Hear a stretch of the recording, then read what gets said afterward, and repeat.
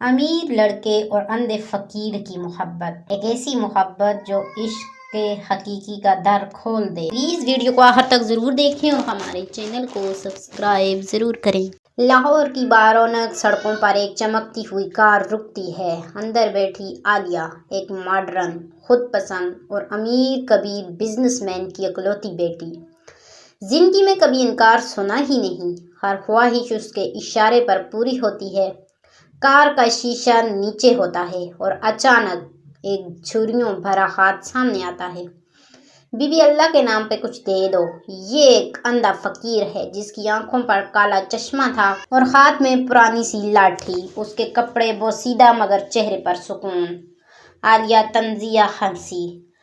اندھے ہو کر مانگنے نکلے ہو، کام کیوں نہیں کرتے؟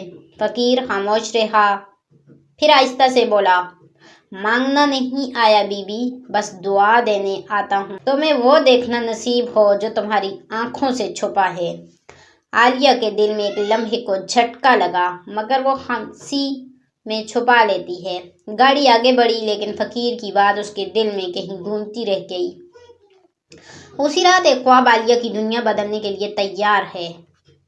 رات کا پہلا پہر تھا۔ عالیہ نے مہنگے عطر لگا کر نرم بستر پر کمبل اوڑھ لیا۔ کمرے میں ہلکی ہلکی خوشبو تھی اور اے سی کی ٹھنڈی ہوا میں سکوت پھیلا ہوا تھا، مگر آنکھوں میں نیند کا نام و نشان بھی نہیں تھا۔ فقیر کی باتیں، تمہیں وہ دیکھنا نصیب ہو جو تمہاری آنکھوں سے چھپا ہے، بار بار ذہن میں گونج رہا تھا۔ آخر کار آنکھ لگ گئی اور تب ہی ایک عجیب خوفناک خواب کا آغاز ہوا۔ عالیہ خود کو ایک ویران، دھندلے، آلودہ میدان میں پاتی ہے۔ آسمان سیاہ، زمین خشک، ہر طرف سناٹا۔ اچانک دھند کے بیچوں بیچ ایک سایہ ابھرا۔ اس بار اس کے چہرے پر روشنی کی لکیریں تھیں۔ وہ وہی اندھا فقیر تھا اور ہاتھ میں لاٹھی کی جگہ ایک جلتا ہوا چراغ تھا۔ فقیر: عالیہ، تم بہت کچھ دیکھتی ہو مگر کچھ بھی نہیں سمجھتی، جو نظر آتا ہے وہ سچ نہیں ہوتا۔ عالیہ پیچھے ہٹتی ہے خوفزدہ انداز میں۔ یہ خواب ہے نا؟ تم کون ہو؟ میرے پیچھے کیوں آئے ہو؟ فقیر مسکراتا ہوا بولا، میں وہ ہوں جو تمہارے اندر کے اندھیرے کو دکھانے آیا ہوں۔ اچانک زمین کانپنے لگی، آسمان سے کالا دھواں اترا۔ عالیہ کی آنکھوں کے سامنے اس کا شاندار بنگلہ راکھ میں بدلنے لگا۔ اس کی گاڑی مٹی میں دھنس جاتی ہے اور آئینے میں اس کا چہرہ نظر آیا، خالی، بے جان، جیسے روح کھو چکی ہو۔ عالیہ چیخنے لگی، مجھے واپس لے جاؤ، مجھے میرے محل میں چیزیں لوٹا دو۔ فقیر کی آواز گونجنے لگی، تم نے جو کچھ کمایا ہے وہ تمہاری آنکھوں کو اندھا کر گیا ہے۔ جب تک دل نہیں دیکھے گا آنکھیں کچھ نہیں دکھا سکتی۔ اچانک اندھیرا گہرا ہوتا ہے اور عالیہ کی آنکھ کھل جاتی ہے۔ پسینے میں بھیگی ہوئی سانسیں بے ترتیب، دل زور سے دھڑک رہا ہے۔ عالیہ بیڈ پر سیدھی ہو کر بیٹھ جاتی ہے۔ گھڑی رات کے 3 بجا رہی تھی۔ وہ خواب نہیں تھا، وہ کوئی پیغام تھا۔ اسے پہلی بار لگتا ہے کہ اس کی زندگی، اس کا غرور، اس کی شان، سب کچھ ایک دھوکہ ہے۔ کچھ ہے جو وہ کھو رہی ہے مگر جان نہیں پا رہی۔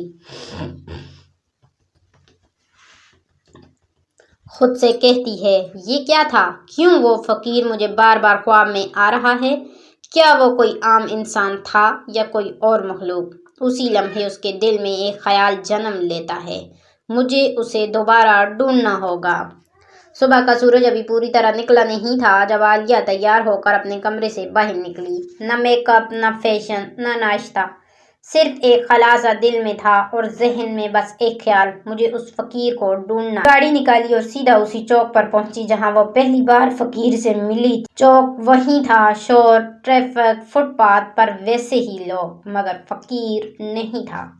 عالیہ نے کار روکی، شیشہ نیچے کیا اور سڑک کنارے اخبار بیچنے والے بوڑھے سے پوچھا، یہاں ایک اندھا فقیر بیٹھتا تھا، نظر نہیں آ رہا آج؟ بوڑھے نے کندھے اچکائے، بی بی، یہاں تو روز نئے فقیر آتے ہیں، کوئی بھی ٹک کر نہیں بیٹھتا، کس کی بات کر رہی ہو تم؟ عالیہ نے دل میں عجیب سی بے چینی محسوس کی۔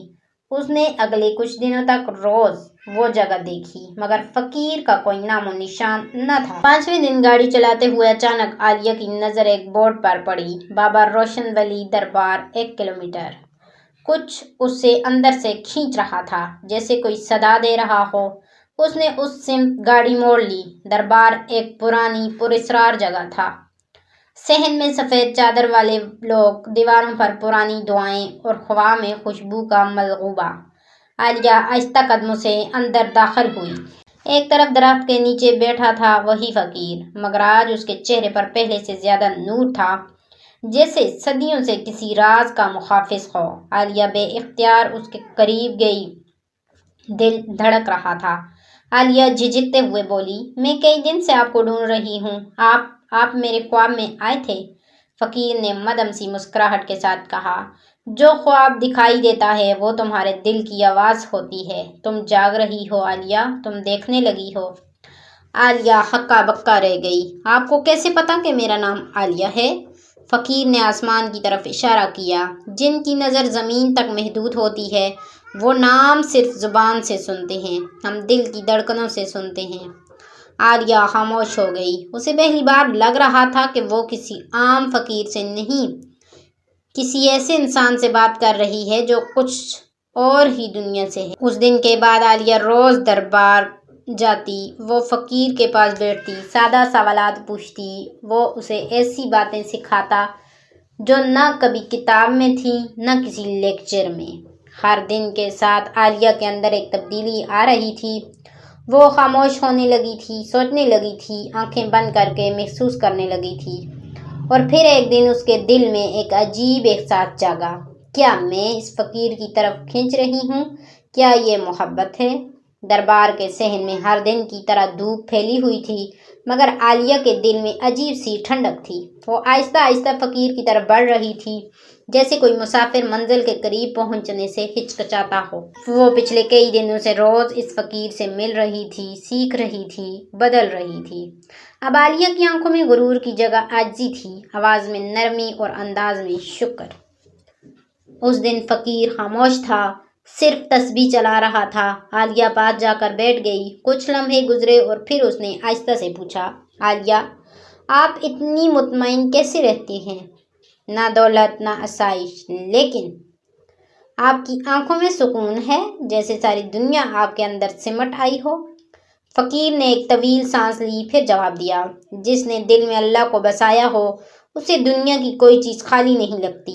عالیہ کی آنکھیں بھیگ گئیں اور جو دل کسی انسان کے لیے دھڑکنے لگے۔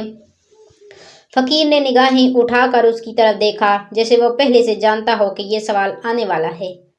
عالیہ نے ہمت جمع کی اور کہا، میں نہیں جانتی آپ کون ہیں، کہاں سے آئے، مگر آپ نے مجھے بدل دیا۔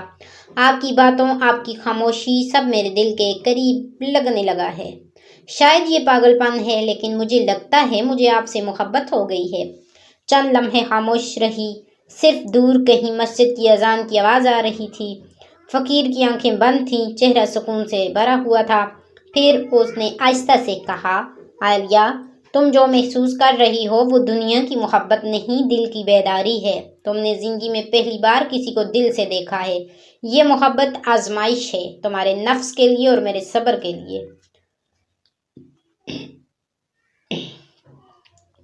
عالیہ حیرت سے بولی، تو کیا آپ مجھ سے محبت نہیں کرتے؟